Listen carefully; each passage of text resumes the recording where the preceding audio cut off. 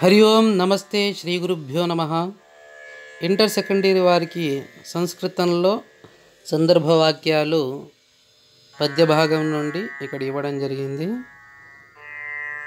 ఈ వీడియో చూసే ముందు కొత్తగా చూసేటువంటి వారు ముందుగా సబ్స్క్రైబ్ చేయండి, షేర్ చేయండి.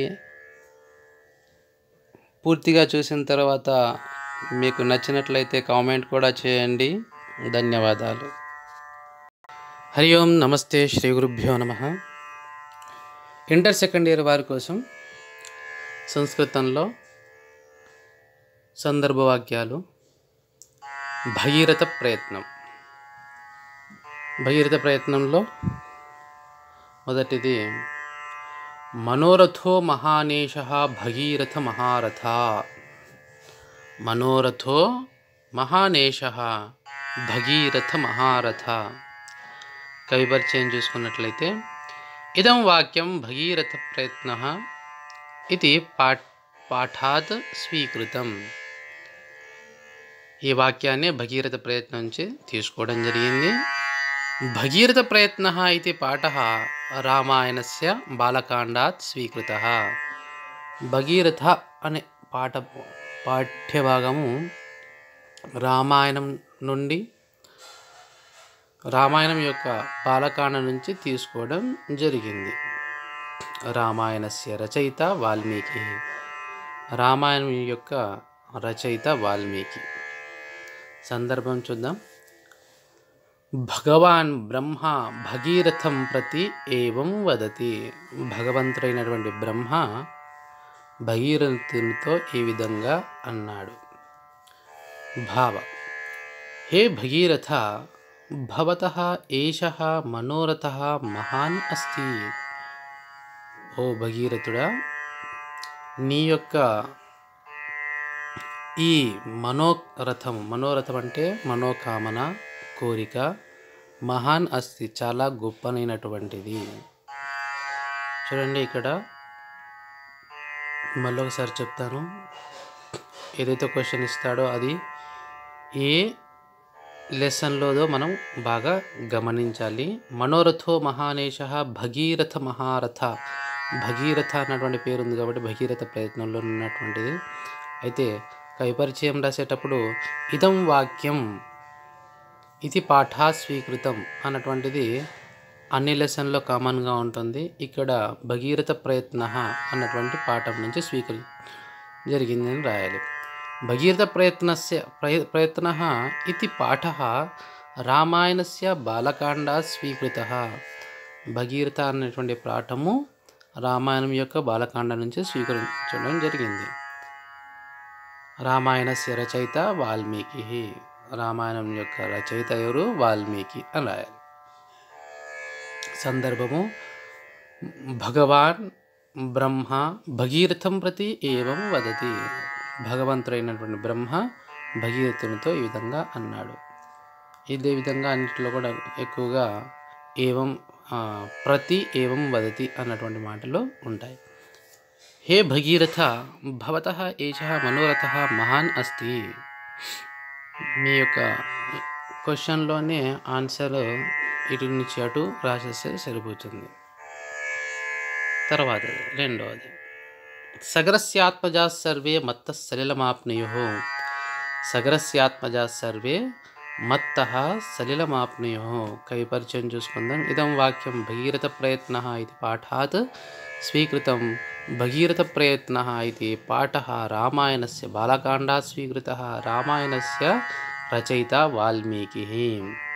కవి పరిచయాన్ని పదే పదే చెబుతున్నాను, అది ఎందుకంటే మీకు ఈజీగా కంఠస్థం అయిపోతుంది కాబట్టి. సందర్భం చూసుకున్నట్లయితే భగీరథ భగవంతం బ్రహ్మాణం ప్రతి ఏవం వదతి. ఇది వరకు బ్రహ్మ భగీరథుడు అంటే ఇక్కడ భగీరథుడు బ్రహ్మతో అంటున్నటువంటి మాటలు. భగీరథ భగవంతం బ్రహ్మాణం ప్రతి ఏవం వదతి. ఏమన్నాడో చూద్దాం. భావ: సగరస్య సర్వే పుత్రాః మమ ప్రయత్నేన జలం ఆప్నుయుః. సగరస్య సర్వే పుత్రాః, సగరుని యొక్క అందరు పుత్రులందరూ కూడా మమ ప్రయత్నేన నా యొక్క ప్రయత్నము చేత జలం ఆప్నుయో గంగా జలాల్ని పొందుగాక అన్నటువంటి అర్థం ఈ ప్రశ్నకి. మళ్ళొకసారి చెప్తాను. సగరస్యాత్మజా సర్వే మత్త సలిలమాప్నుయో. పరిచయం అదే సందర్భం. భగీరథ భగవంతం బ్రహ్మాండం ప్రతి ఏవం వదతి. భావః సగరస్య సర్వే పుత్రాః మమ ప్రయత్నేన జలం ఆప్నుయుః. మూడవ చూసుకుందాం. విశామ్యహం హి పాతాళం తరసా గృహ్య శంకరం. విశామ్యహం హి పాతాళం తరసా గృహ్య శంకరం. పరిచయం. ఇదం వాక్యం భగీరథ ప్రయత్నః ఇతి పాఠాత్ స్వీకృతం. భగీరథ ప్రయత్నః ఇతి పాఠः రామాయణస్య బాలకాండాత్ స్వీకృతः. రామాయణస్య రచయిత వాల్మీకిః. సందర్భः గంగా ఆత్మానం ప్రతి ఏవం వదతి. గంగాదేవి తన మనస్సులో ఈ విధంగా అనుకుంటూ ఉంది. ఏమని అనుకుంటుంది చూద్దాం భావం. శంకరం గృహీత్వా అహం వేగేన పాతాళలోకం గమిష్యామి. శంకరుణ్ణి తీసుకుని నేను వేగముగా పాతాళలోకానికి వెళ్ళిపోవాలని ఎవరు గంగాదేవి అనుకుంది. ఈ ప్రశ్నకు అర్థం మళ్ళొకసారి చెప్తాను. విశామ్యహం హి పాతాళం తరసా గృహ్య శంకరం. సందర్భం అదే, కవి పరిచయం అదే. సందర్భం గంగా ఆత్మానం ప్రతి ఏవం వదతి. భావః శంకరం గృహీత్వా అహం వేగేన పాతాళలోకం గమిష్యామి. మధురా ప్రసాదః కిమివాన్యత్ కలిరేక ఏవ ధన్యః. కిమివాన్యత్ కలిరేక ఏవ ధన్యః. కవి పరిచయం చూసినట్లయితే ఇదం వాక్యం మధురా ప్రసాదః ఇతి పాఠాత్ స్వీకృతం.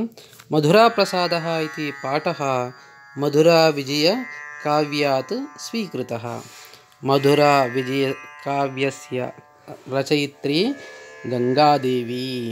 చూడండి, ఈ పాఠ్యభాగాన్ని ఈ వాక్యము మధురా ప్రసాద్ అన్నటువంటి పాఠ్యభాగం నుంచి తీసుకోవడం జరిగింది. మధురా ప్రసాదః ఇది పాఠः మధురా విజయ కావ్యం నుంచి తీసుకోవడం జరిగింది. మరి మధురా విజయ కావ్యము ఎవరు రాశారు అంటే గంగాదేవి దీని యొక్క రచయిత్రి. సందర్భం చూసుకున్నట్లయితే మధురాపురాది దేవత కంపరాజం ప్రతి ఏవం వదతి. వీరకంపరాయుని గురించి ఈ విధంగా అంటుంది. ఏమనంటుంది? సర్వత్ర కలియుగస్య దుష్ప్రభావః దృశ్యతే. అంతటా కూడా కలిపురుషుని యొక్క దుష్ప్రభావమే కనిపిస్తూ ఉన్నది అని అర్థం. మళ్ళీ ఒకసారి చూసుకుందాం. కిమివాన్యత్ కలిరేక ఏవ ధన్యః. కవి పరిచయం అదే.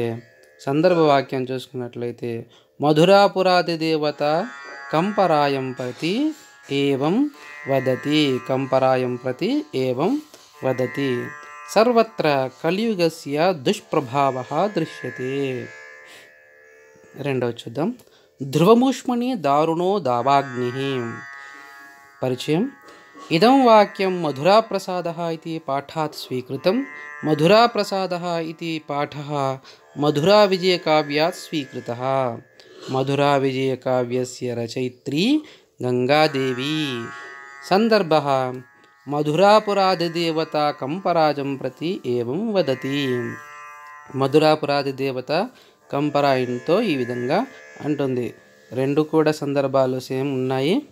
మరి భావం చూసుకున్నట్లయితే గ్రీష్మకాలే దావాగ్ని వినాశకరః భవతి.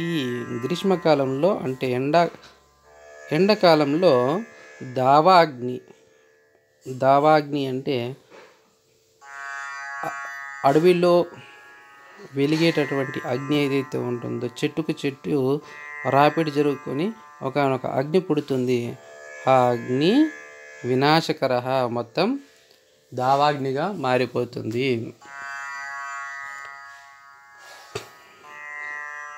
అదంతా కూడా అడవినంతటిని కూడా నాశనం చేస్తుంది. అవునా? ధ్రువమూష్మణి దారుణో దావాగ్ని.